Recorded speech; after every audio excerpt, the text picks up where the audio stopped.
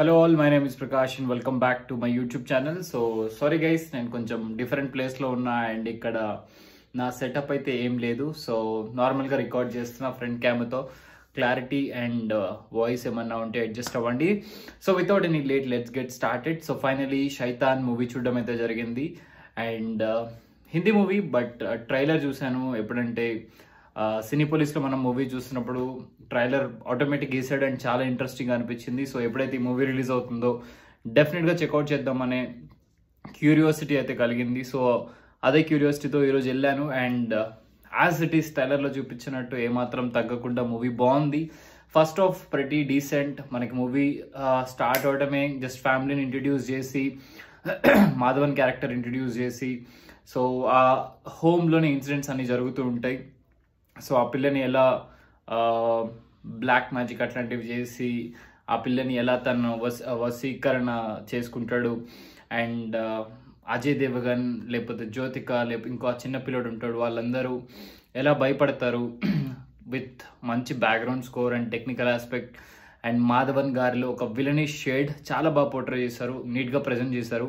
First హాఫ్లో ఆ క్యూరియాసిటీని build చేస్తారు, ఎట్లా కాపాడుకుంటాడు, బికాజ్ ఎన్ని రకాలుగా ప్రయత్నించిన వాళ్ళ వల్ల కాదు. సో ఆ స్టోరీ బిల్డింగ్ కానీ స్క్రీన్ ప్లే కానీ చాలా నీట్గా వెళ్ళింది.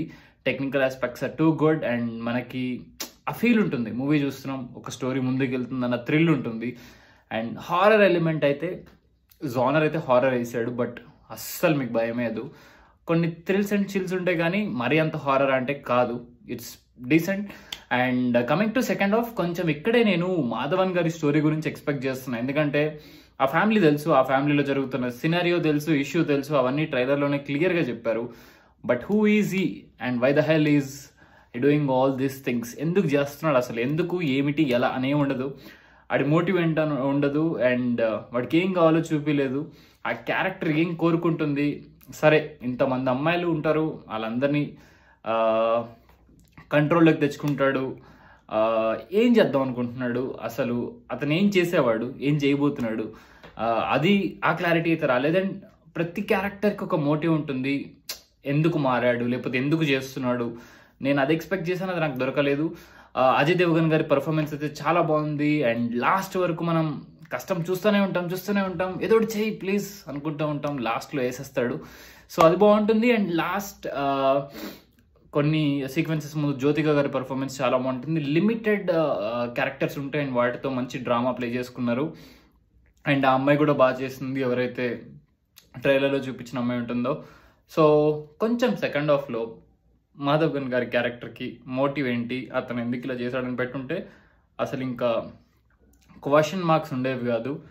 అండ్ క్లైమాక్స్లో కూడా కొంచెం చూపించారు రివెంజ్ ప్యాటర్న్ ఏదైతే ఉందో అది కూడా. సో వై, నాకు అది కూడా కొంచెం క్వశ్చన్ మార్క్గానే ఉంది. ఇన్స్టెడ్ ఆఫ్ దానికంటే స్టోరీ చూపించి ప్రతి మనిషి ఇలా మారడానికి కారణం ఎందుకు. సపోజ్ మనం విరూపాక్ష తీసుకుంటే అందులో సంయుక్తకి కానీ వాళ్ళ తమ్ముడికి కానీ ఆ క్యారెక్టర్కి కానీ ఒక మోటివ్ ఉంటుంది. చిన్నప్పుడే వాళ్ళ అమ్మ నాన్ని కళ్ళ ముందు చెట్టుకేసి కట్టేశారు, ఊరందరూ కొట్టారు, సో ఆ రూట్లోనే వాళ్ళు ఫాలో అయ్యారు అన్నట్టు.